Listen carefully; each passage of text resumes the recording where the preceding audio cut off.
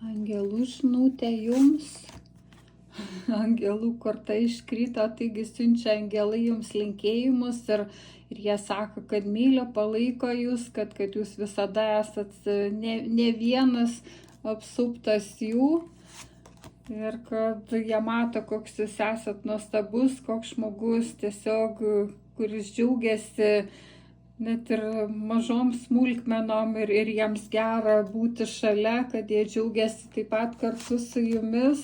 ir dar daugiau tos pergalės ir džiaugsmo pojūčio, 6 lazdos, tas triumfas, taigi matosi ir jūs čia džiaugsmingas ir angelai džiaugiasi, kad jie palaiko